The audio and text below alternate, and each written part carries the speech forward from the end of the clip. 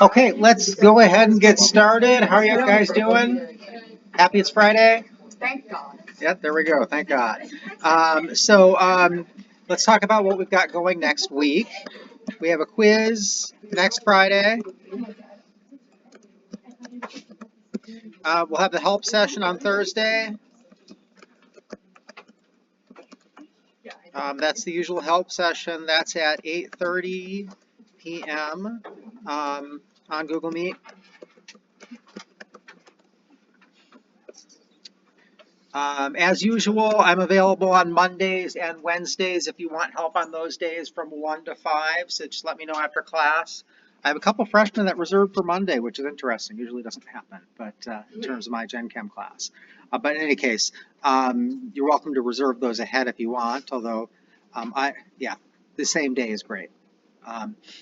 Let's see, what else we have? We have lab on Tuesday. We start the chicken smoothie experience. I'm not going to do a pre-lab with that one. You might want to read through it ahead of time. I need to post it, but once I post it, you might want to read through it ahead of time so you know what you're doing so things move faster. But otherwise, it's good. And then your lab report is due, I was going to say Tuesday. I could make it Wednesday. Yes, okay, Wednesday evening. Okay, don't act like y'all wouldn't want the same thing. No, we love it. I love it. You're gonna answer that fast. We can't even have a chance to All right, so that's what your lab report will be due on Wednesday at 11:59 p.m. I will try to get your other lab reports graded before then. It may not happen. I'm going to be doing there's so much grading to do this weekend that it's going to be hard to get those done. But maybe 2 weeks on the current set. All right, questions about what we're doing in class? Exams, I'm going to try and get those to you by Monday. Okay. All right, so we are switching now. We were talking about nucleic acids, right? We talked about some techniques that we use to manipulate nucleic acids, particularly PCR, and we talked about cloning and cutting, the things that would lead up to doing molecular cloning, actually. And we talked about restriction enzyme digest. Now we're going to move on and talk about proteins. And proteins are a big topic. We're going to spend about 3 chapters on them. And as you know, okay, so we're starting talking about proteins. That's one of our big biological polymers. And so you know that proteins are made of amino acids.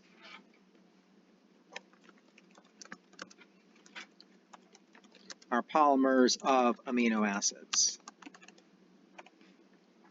Okay, there are 20 common amino acids, meaning they're the ones that get used by almost all life forms for almost everything. There are some, sometimes they get modified after the protein's made, and there are a couple of weird ones that occasionally happen that we're not going to worry about. But there are 20 common amino acids.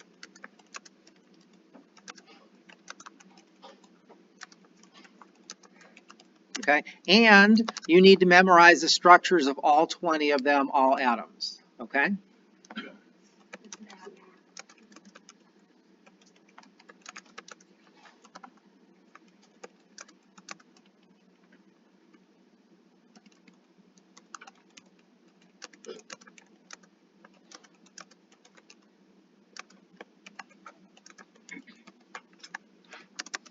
Okay, the way that I'll test this is the way I tested whether you knew the DNA bases. There is no base pair, so we won't have that part. But I'll ask you to draw me the polymer of a glutamate, glycine, arginine, valine.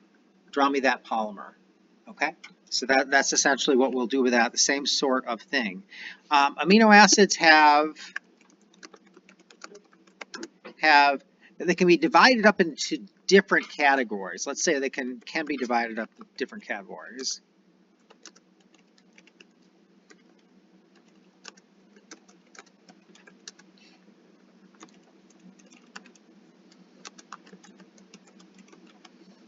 All right, and So there's going to be a 5-category system that I want you to be able to think about at least.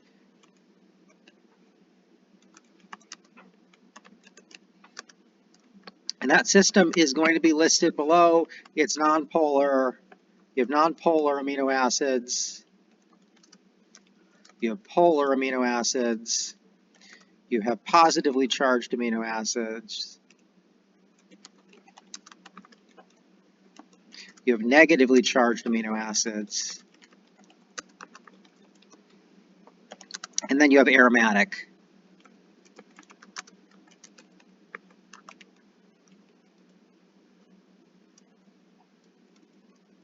I don't need to write amino acids. So there's also a 2-category system. And these are ways of thinking about what tools nature has in building these, right? So most of the catalysis that goes on in living systems is done by proteins. Not all, but most of it is. And so when nature wants to build something that's going to catalyze a reaction, these 20 amino acids are the tools it has. And generally, you know, it could use a positively charged amino acid in a certain place. It could use a negatively charged one. It could use a nonpolar one, depending on what needs to happen, what the function is, or what the structure needs to be to support some sort of function. Okay, does that make sense? So this 2-category system, turns out you can actually describe a lot of what proteins do really just by nonpolar and polar. All right. And so if I'm thinking about nonpolar and polar, I'm going to go ahead and I'm going to make polar red. And so these, we characterize, these 3 categories would be characterized as polar. And these 2 categories would be characterized as nonpolar. And the aromatics, it's tricky. Did you talk in organic about having positive charges kind of above rings, and around the outsides of rings you have negative charges? Nope. Okay, that's all right. Aromatics, you can do. There's some really interesting things that happen with aromatic residues. But so these categories, you're going to see them as we go down. Okay, I can emphasize this category. It's not part of the system that came from the book that I grabbed these pictures from. But what I want you to also think about here, so first we have these nonpolar amino acids. All right, and I want you to look at, for all these amino acids, when we think about the structures, all amino acids have the same structure for this part right here. Okay, here we see it again. And then they have different side chains. The only exception to that will be proline. Proline is weird. All right, and we'll talk about some special things proline can do. But other than that, the backbone for all amino acids is this sequence. And you'll see that proline actually has the same backbone there too. It's just that its side chain comes back and hooks into the backbone. So what the difference is between all of these different amino acids, glycine, alanine, proline, valine, etc., is what we see in pink here, what's in the side chain. Oops. Be right back. Could have had a puppet. But anyway, let's see. So what I also want you to know is, so you need to know the 3-letter codes for amino acids and the 1-letter codes, okay?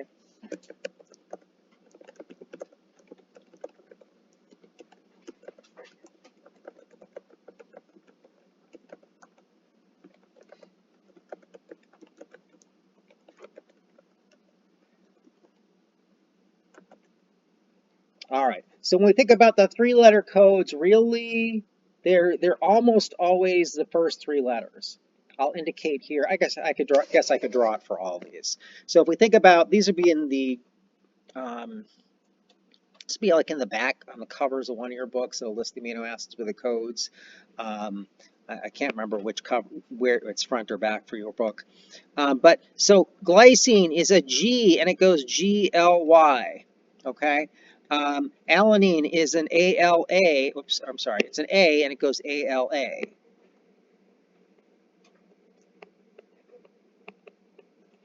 Proline is a P and it's PRO. Seems pretty straightforward so far, right? Valine is a V and it's VAL. Whoops. Leucine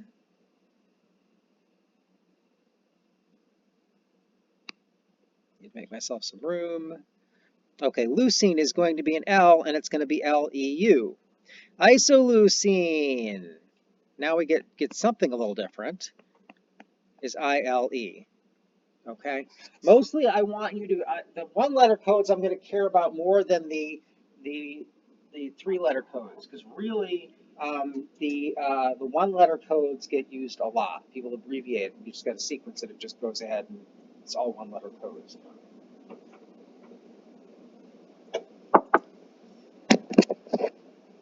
Methionine, straightforward, MET. Okay, those are our non-polar amino acids.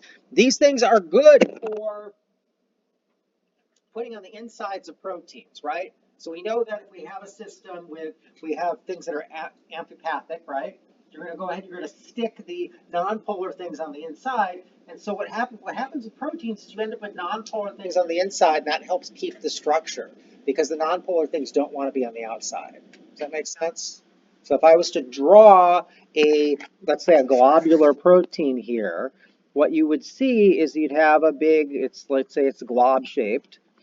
You would have your polar, let's call that polar, amino acids on the outside, and you'd have your non-polar on the inside.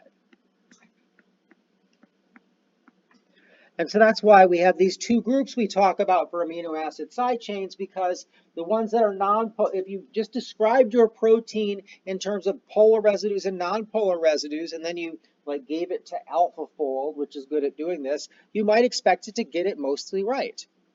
Okay?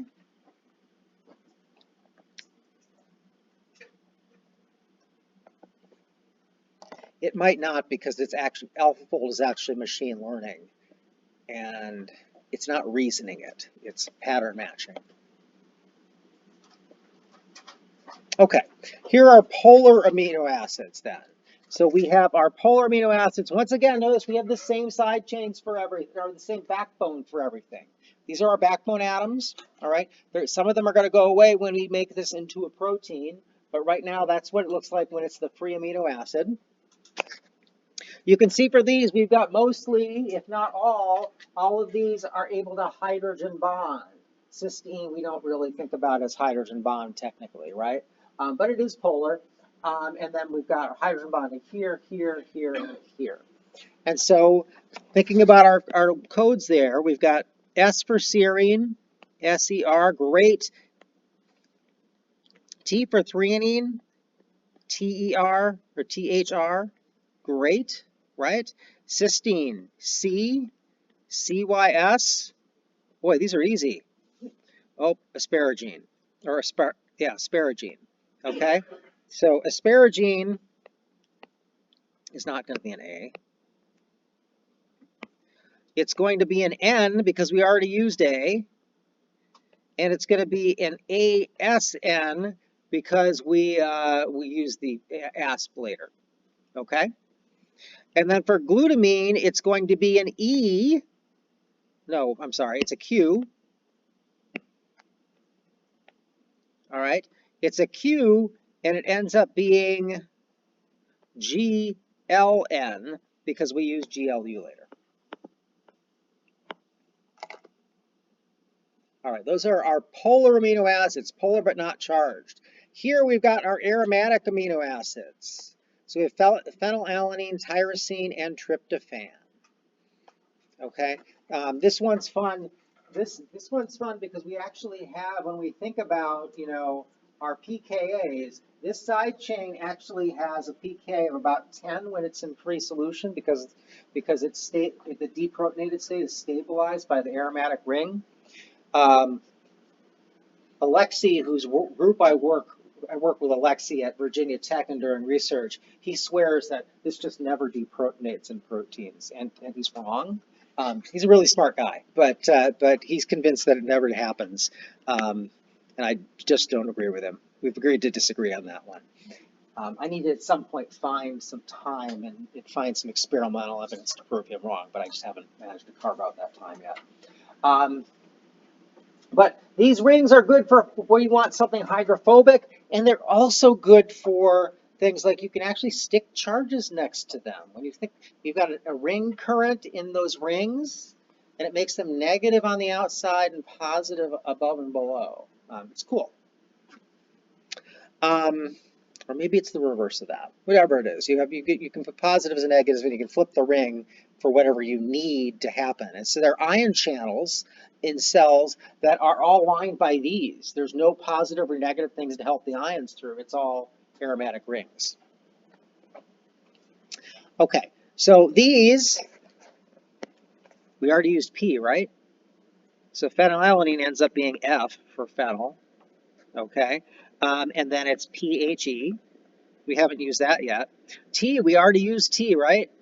For threonine, so this ends up being Y, and then TYR, which is easy.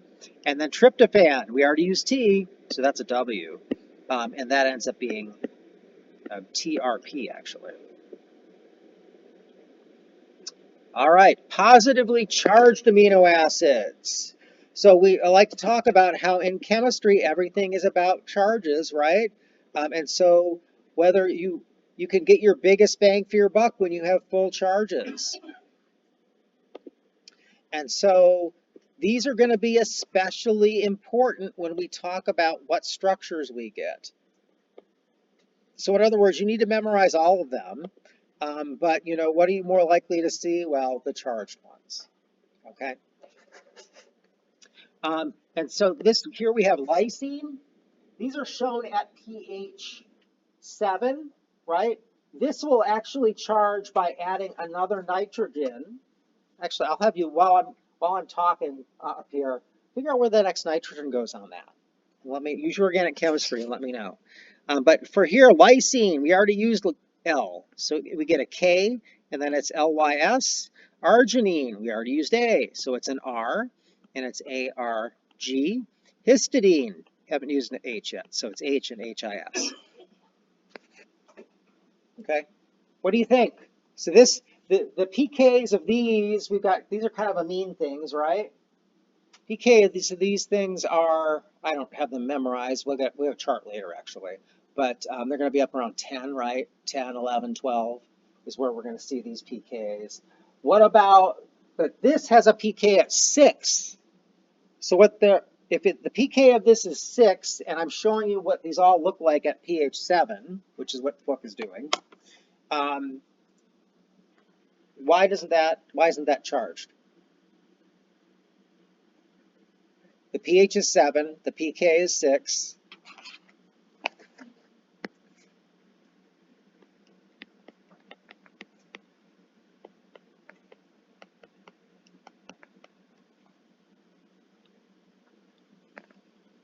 Is it easily protonated?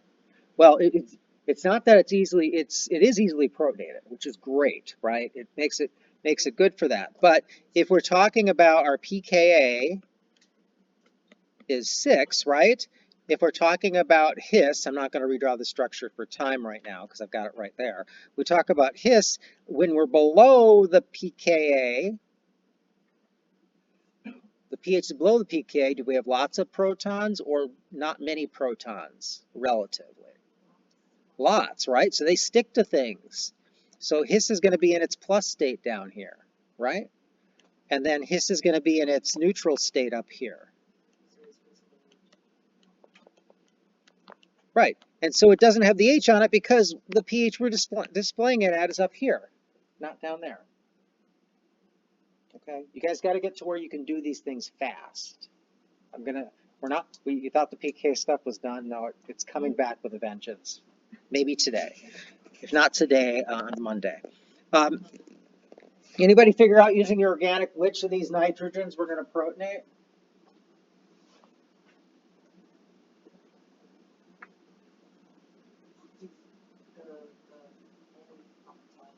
How many people think the N on the top? How many people think the N on the bottom? Okay, it's about equal. How about the people that have it on the bottom are correct? Anybody want to give me a why? Didn't you vote for the top? No. Okay. I didn't vote. Okay, got it. I knew the answer, I just didn't. You just were feeling apathetic. Correct. You were thinking about the weekend. Yeah, it's because you don't want to break aromaticity. Perfect, right? Okay. So you're not breaking aromaticity by doing this. This is an sp2 hybridized carbon. If I stick another hydrogen on it, it's still an sp2 hybridized carbon, right? It have 3 things on it, now has a positive charge. Over here, if I stick another hydrogen on it, it's gonna be an sp3 carbon, or not carbon, nitrogen. So it'll have 4 bonds, it'll be tetrahedral. You don't do tetrahedral with aromatics, right? So you break your aromaticity here, so you put it there. Does that make sense? Okay. I'm not going to make that big a deal about it because actually, do you guys remember? Term has slipped my mind. When you have an O8, the double bond O, and then you can make it into you can put a double bond next to it. Tautomers. Remember tautomers? Oh God. Yeah, tautomers. So this does a tautomer. That bond could flip over here, and you could flip the hydrogen there, right? It's not the kind of tautomer you talked about in organics so much, but it does that, and it'll do that based on it's inside this protein, right? It's got all sorts of things around it, and whatever makes it most stable is kind of the form it'll take, if that makes sense. So it's drawn like this. If you draw it, you flip the bond, but you get the hydrogen in the right place, I'm probably not going to care, okay? Because in reality, it's both of those. It's whatever works best for whatever the function of that protein needs to be. All right, and then we have our negatively charged amino acids. So we have aspartate and we have glutamate, and here we're using carboxylic acids to get those negative charges. Okay, and so for aspartate, aspartate is going to be D. I was trying to use these letters up above for the amides, but we've got D and it's ASP, and then we have not G because we've used G already, right? We have E, and that's going to be GLU. Okay. And it's like a capital letter and then a lowercase letter, or you could just write them with all lowercase letters. It doesn't matter. But whenever anybody writes an actual protein sequence using the 1-letter codes, it's always capital letters. I've never seen anything else. Okay. Questions on what those 20 are? We're going to use them to do things and all sorts of stuff. But you do need to memorize and know the structures, particularly. Like I said, I'm gonna test you on not all of them, but a selected set. But there'll be emphasis towards the positively and negatively charged ones because they're really important in terms of reactivity and structure. All right, so here is an example of taking these amino acids and putting them together to make a protein. This is clearly something, I grabbed this off the internet somewhere. I don't have a reference here for what I did, and it was years ago. So I'm never likely to track that down. But this is somebody did this at unrealistic pH. Okay, let's talk about why real quick, and then we'll talk about the actual protein. So I'm looking at this, and I'm seeing, so the pK of this amine, or any amine, is about what? pK is approximately 10. The pK of this is what? Approximately 4. So if this thing is at pH 7, so let's go ahead and we'll go, we could draw this and say up at pK 10, right? Above that, we're going to have NH2, right? And so this is pK 10. We're going to have NH2, and then below it, we're going to have NH3+. All All right, let's see if I can do this on the same graph and not make a mess of it. If I, right here, if I have a pKa equals 4, you're going to have below that, if we're talking about for our carboxylic acid, what do I have below that? COOH, right. And above it, I'm going to have COO minus, right? So is there a pH that I can choose where I will have both COO minus, or H, and NH2? No, there's no, it doesn't exist.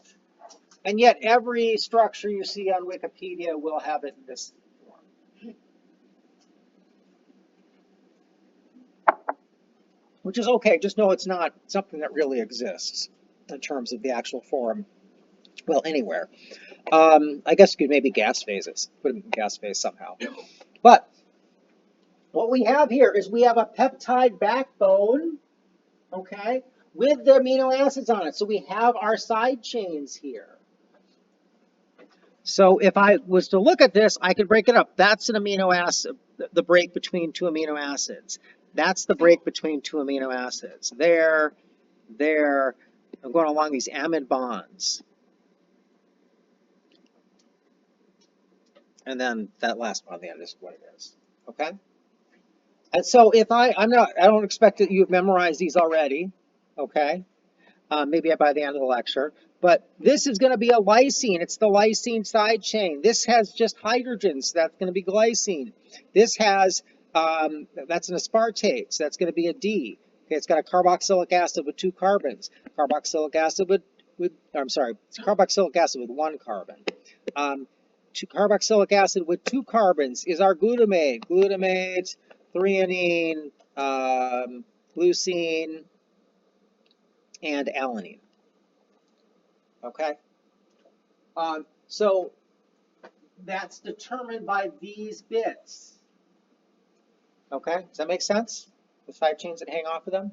And the backbone atoms are all the same. Unless you get proline, it's a little bit weird. Okay. Questions? So how I'm going to test whether you know the structures is I'm going to say, draw me the structure of a, well, let's say I said lysine, glycine, aspartate peptide. Okay, I'll probably do 4. All right. So you'd have to draw this here over, and then it would end in the carboxylic acid. And unless I named a pH, you could do this structure where you don't have it, you have everything in its neutral form, and I wouldn't care. All right, unless I said at pH 7. Does that is it clear what I'm going to do with that? Okay. All right, so let's quick talk about how do we end up with this. So these are peptide bonds right here. They're amides.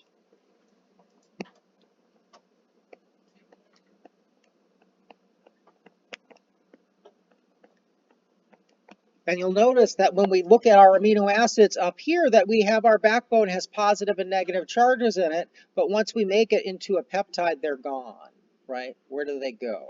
And that's because we take those charged groups that can take on protons, our amines and our carboxylic acids, and we join them together to make an amide, and an amide does not protonate at biological pH. Never put an extra proton there and make an N+. Okay? Never forget to draw that proton and have it be minus, right? Even if you don't draw the minus, never forget the proton. All right. When I say draw me a structure showing all atoms, what I mean, this is absolutely okay for you to draw this structure. Draw it using line angle structures, okay? As long as they're correct line angle structures. So our correct line angle structure, you have to draw when it's a heteroatom, not a carbon. You have to draw the hydrogens. Does that make sense? Okay. So let's really quick, before we go on into stereochemistry, you guys remember stereochemistry? All right, before we go on to stereochemistry, let's talk about how 2 of these come together again. So if I have 2 amino acids, I'm going to bring them together. I might have this structure.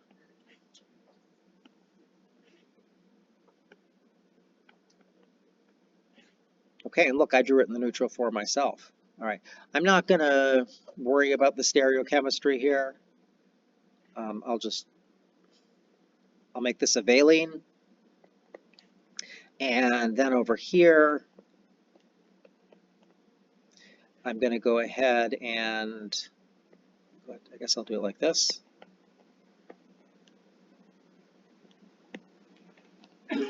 And we could make this into a tyrosine.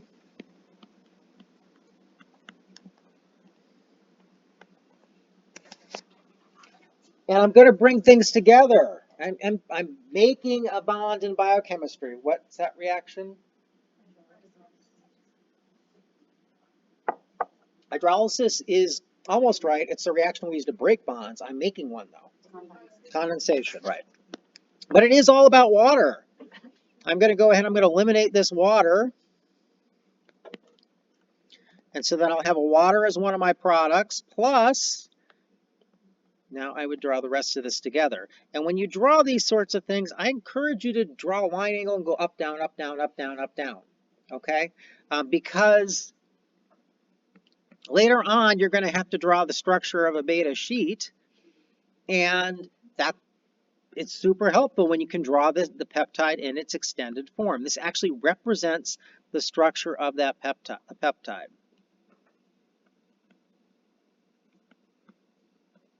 Super sloppy tyrosine. Okay, but you see, when we made this, looks like I lost my valine, didn't I? My valine side chain. When you draw this, or when these come together, these could have been charged. I didn't draw them charged, but they come together. I eliminate water, and then I'm going to get my peptide bond and my amide, which can't take on a charge. Questions? Okay, well, amino acids then have stereochemistry. We're going to do stereochemistry a little bit different in biochemistry than you did in organic chemistry. Okay, we're going to use the D and L designation.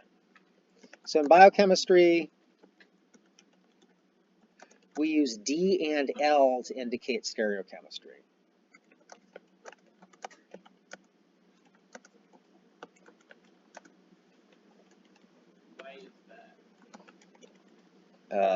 Decisions made by dead old white guys in different fields. I mean, it's just historical.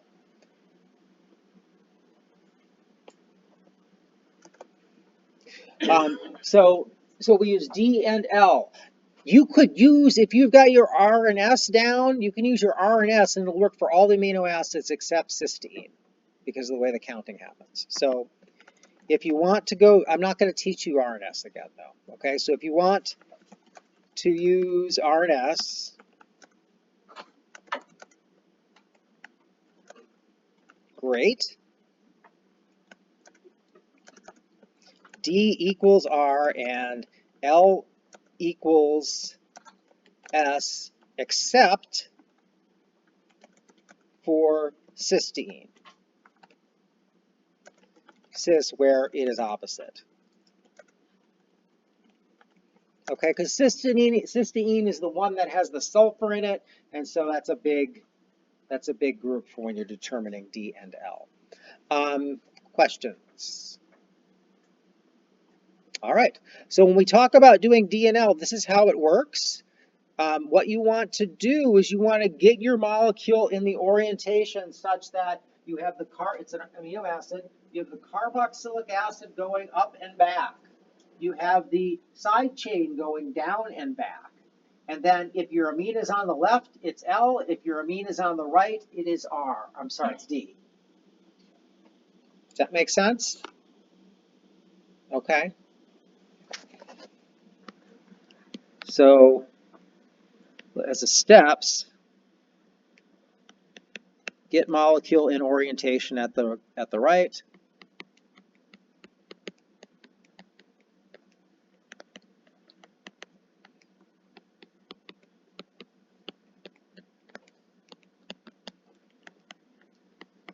The left. Okay. If the amine is on the right, it is D.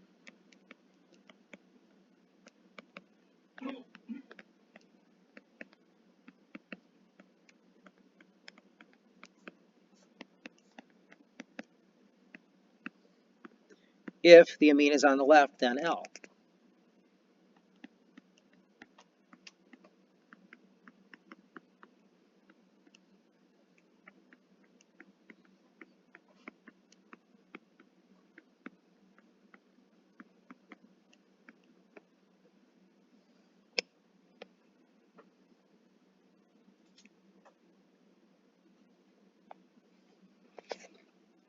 Questions?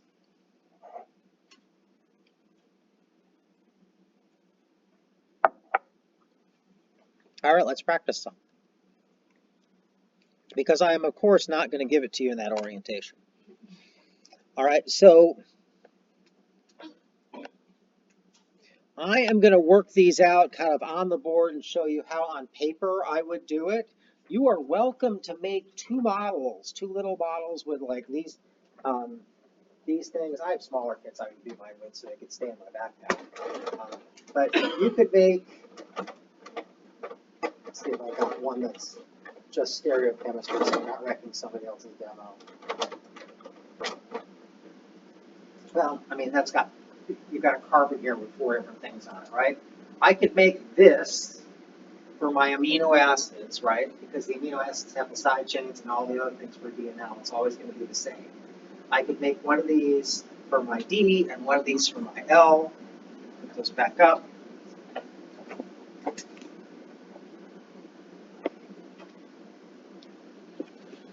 All right, so let's say, well,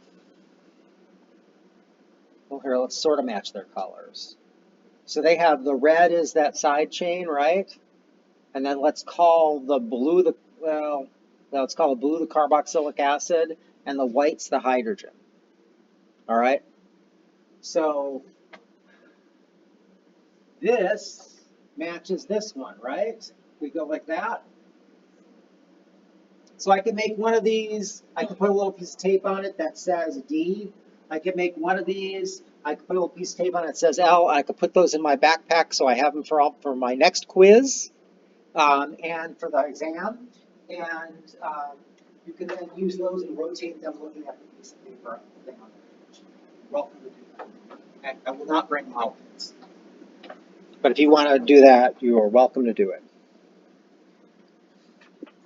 Otherwise, what you're going to want to do is look at this thing and try and figure out how you're going to rotate it on paper to make it look like that. All right, so here I have an amino acid. This one is glutamate. What I'm going to do to get this in that orientation we saw on the screen is I want the carboxylic acid going up and back. So the first thing, and I want the side chain going down. So I'm going to rotate it 90 degrees, and I'll redraw it. So if I redraw that rotated, it's going to look like this. And I didn't do anything with the fact that that nitrogen was coming out at me, which means there's a hydrogen going back into the board.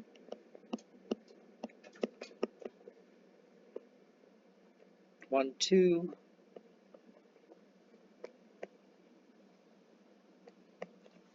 Okay, so I rotated that 90 degrees to get that. Are people kind of comfortable with what I did there? And then what I'm going to do is I'm going to rotate. I now need to be looking at this carbon here kind of head on, and I need this bond to go back and this bond to go back. So I'm going to take it, I'm going to rotate it this way. So now I'm going to rotate it like this. Yeah, that's 90 degrees. And so now what I'll have is I will have my carboxylic acid going back. When I rotated it this way, this amine came over onto the left, so this is going to be L.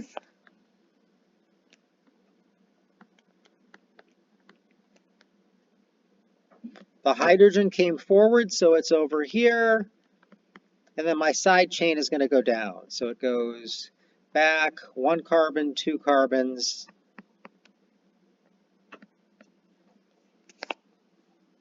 Yes. If you can see that without drawing that all out, do you have to draw it all out? Nope. Yeah. If you can see that, if you can just look at this and do it in your head, great. Okay.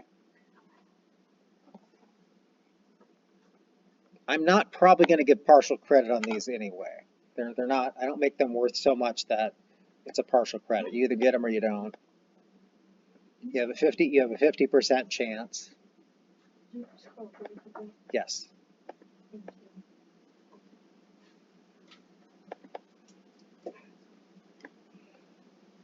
Let me know when you're ready.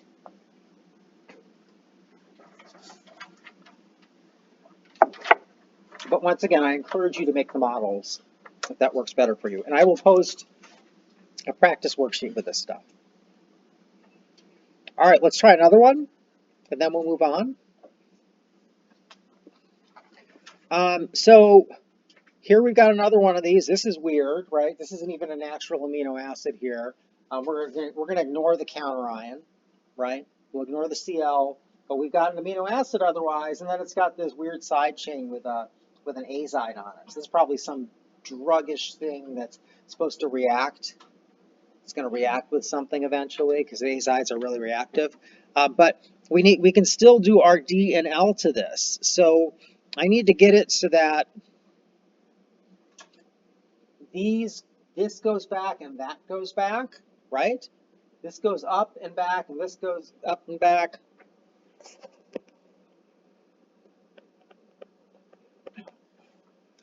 All right, and so what I could do is I could tip it. It's mostly tipped straight up already. Do you see that? Do you agree with that? It's mostly where I want it. And so I'd only be rotating it a little bit if I was to rotate this 90 degrees. And that's going to have my carboxylic acid going up and back. And that brings my nitrogen out here.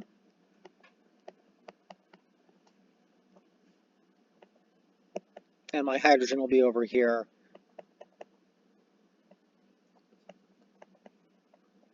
Oops, that's not, it's a nitride, or I'm sorry, an azide.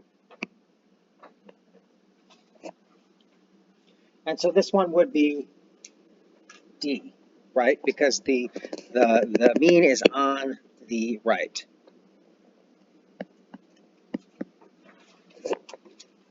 Questions on the process there? Okay.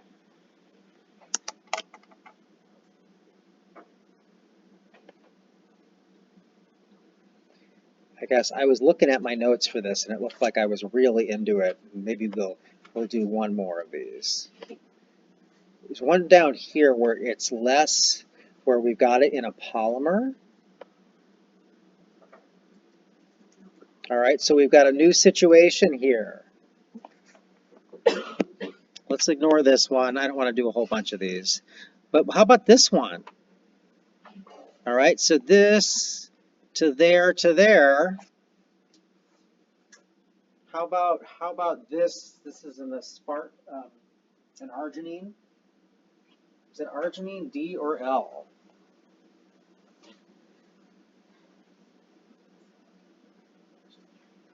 So what I'm going to need to do, this is kind of complicated.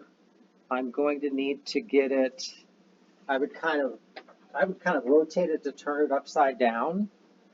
I could also pull it out and redraw it. Maybe I'll do that. So I could pull it out like this. I'm going to make that into an OH even though it isn't. Okay. And now I've got my side chain kind of going up, right?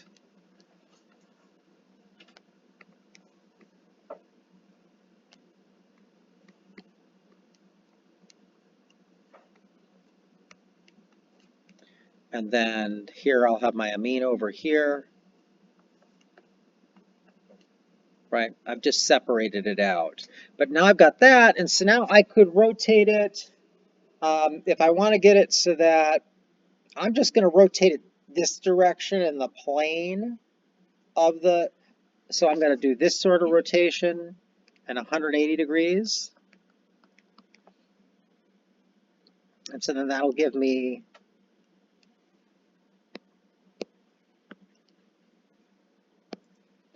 That'll give me this. And now I feel like I'm closer. And by rotating it like that, I didn't have to change. I'm just going to go to R with that to write it faster. All right. And what that means is my H is back here. Okay. You see how that's now it's kind of easier to play with. Maybe I didn't do that exactly how the best I could have in terms of getting the right ways. I'm going to rotate it like this just for fun, 90 degrees. And now what I would have is I would have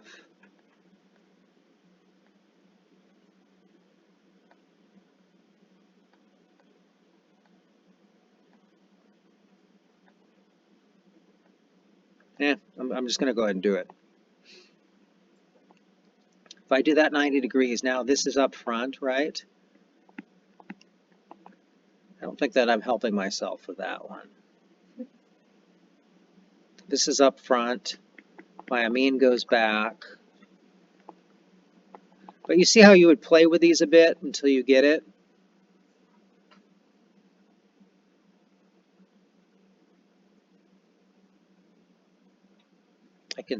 I'm pretty sure it's L without doing anything else. But let me do a different one. Not a different problem, but let me rotate it differently. All right, I'm going to go ahead. I want to keep, so one trick that you can use with these is that you can remember that if it's an amino acid, if you get one of these that's kind of tough, remember it's an amino acid. So what I can do is I can, or it's not amino acid, it's a tetrahedron. That's what I'm talking about. So I can rotate, if I can keep one of my bonds in place, and I can swap positions. So if I can do a rotation around this bond. This one can stay where it is, and I can swap, right? This one goes here, and this one goes here, and this one goes there. I'm not going to change the stereochemistry.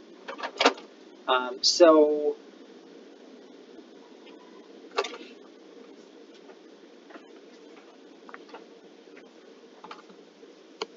trying to decide what would help me most like that. Would it be going 90 degrees? You think going 90 degrees the other way will help? If I imagine it right here. I'm going to actually go, back. Part of the problem is I don't have anything going back up top, right? So do you see if I pulled it, what if I pulled it forward? So what if I tipped it forward like this? Do you see if I tipped it, if I do a 90 degrees this way, then my R is going to be in the right spot going back, and I'm going to have one going up and back, if that makes sense. So that's what I'm going to do here. And then I'm going to do the rotate around the bond thing. So I'm going to rotate it this way, 90 degrees. And what that's going to give me is that's going to then give me an R going back, and I'm going to have my hydrogen now is going back, but up as opposed to down. And I tipped forward my amine.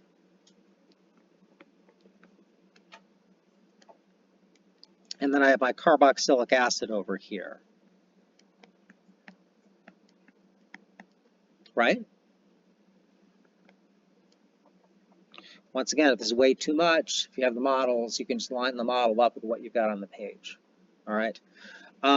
But so now I've almost got it, right? I've got my R in the right place. So I'm not going to mess with the R, but remember I can rotate.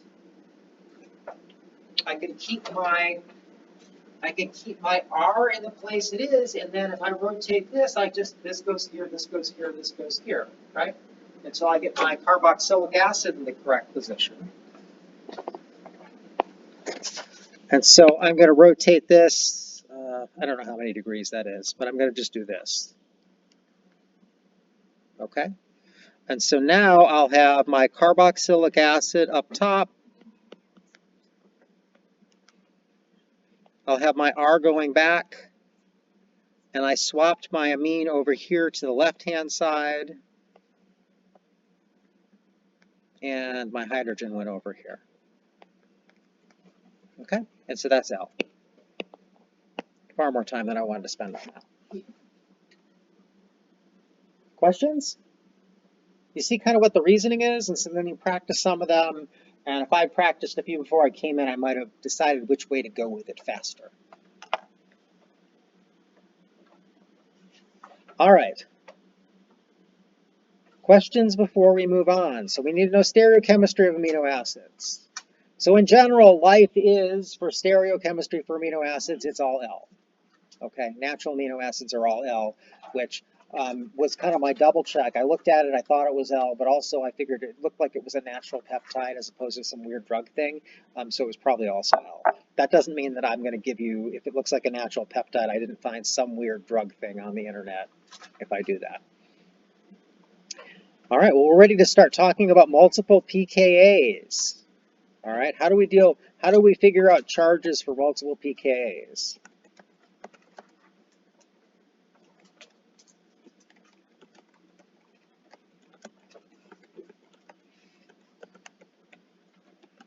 Okay, we're going to use Henderson-Hasselbalch with some assumptions.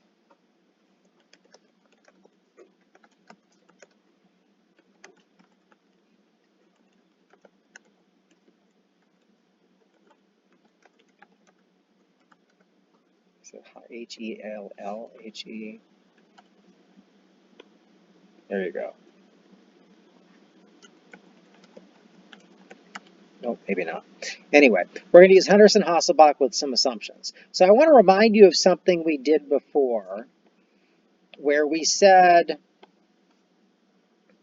we had Henderson-Hasselbalch, and so that's the pH is equal to the pKa plus the log of A minus over HA, like that, right? And you remember we said that if this ratio of A minus to HA was, well, if it was 100, so if we have pH equals pKa of plus the log of 100 over 1, right? It'll never be 100 mole or something, but it might be, you know, one, well, not even 1 molar, but you could imagine one being 100 times less than the other, right? What does that log term give to you? What's the log of 100?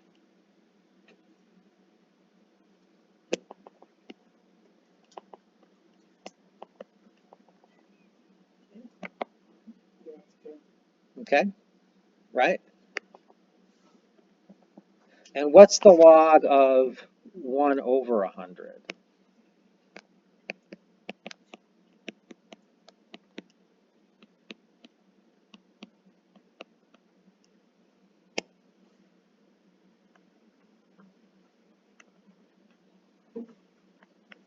It's going to be -2, right? Okay. You guys trust me on that? I see some people doing calculators, but you might also be able to do that in your head. But so when we are 2, what that means is that 2 goes on to this pKa, right? So when the pH is 2 units away from the pKa, either above or below, we have 100 times one of those species compared to the other, right? When it looks like this, do we have the protonated state or the deprotonated state? For this, let's go. Did I hear protonated or deprotonated? Did you say deprotonated? Great. Let's get our little equation up there at the top. Let's make sure we can see the Henderson-Hasselbalch equation. So yeah, this is deprotonated, right? Most of it's deprotonated. Most of it's A minus. And that's when your pH is 2 units above the pKa. Yes?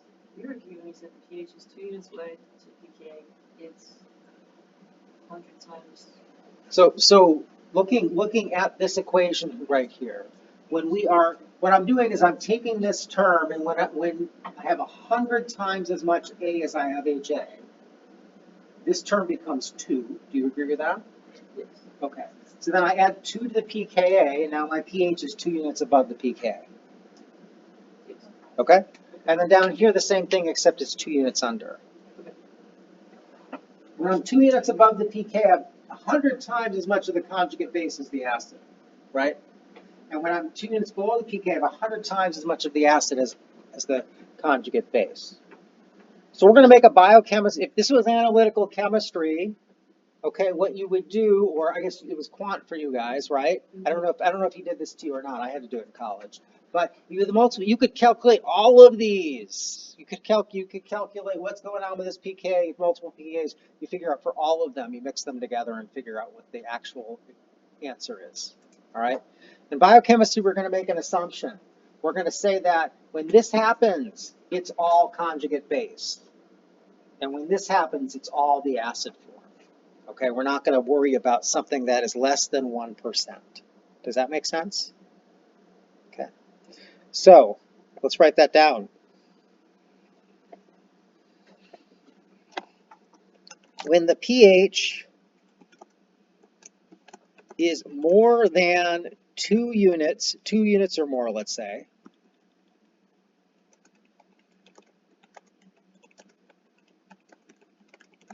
from the pKa, then we will assume that all of the functional group in question is in its dominant form, or in its most abundant form.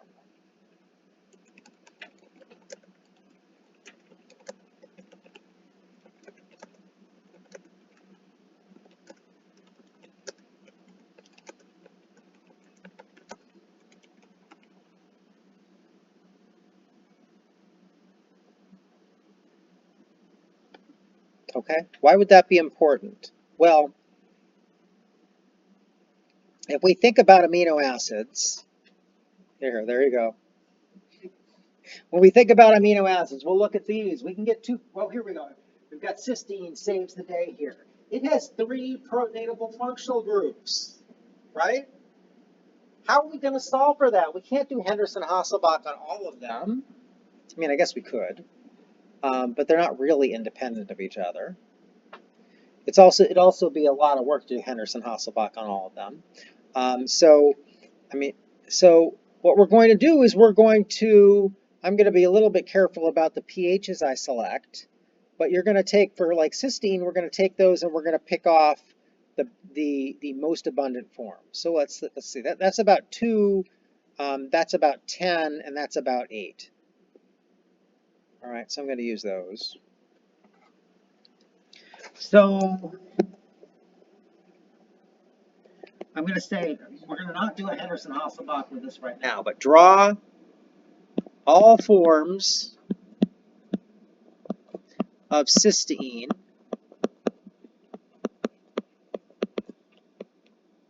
present at more than 1% at pH 7.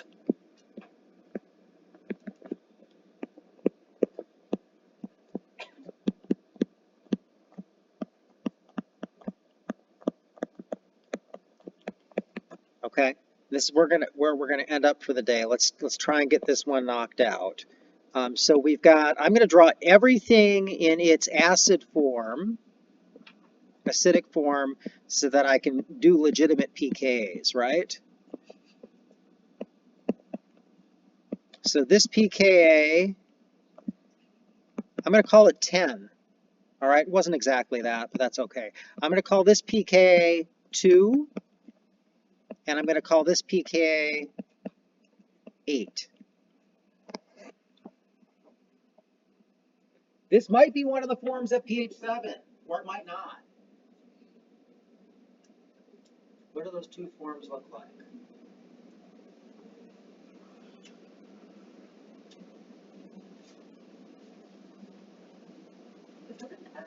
It's an S, it's a sulfur.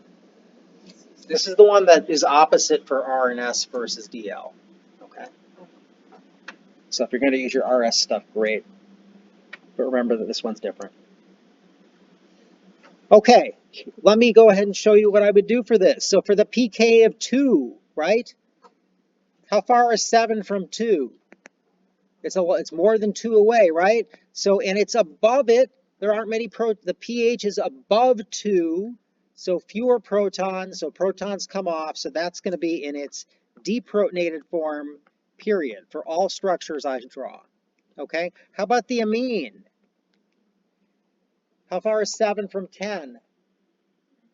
3, and 2's where our rule is, right?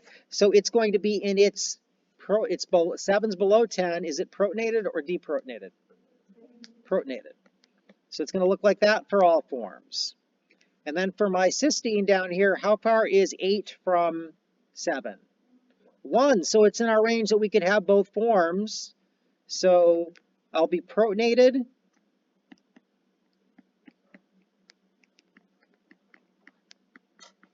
And I will be deprotonated. Because that one is within 7. Sorry for the S. And so I see both forms for this. These are my 2 species. These 2 molecules exist, nothing else. That make sense? Okay, sorry for holding you a minute or two over there. You guys have a great weekend.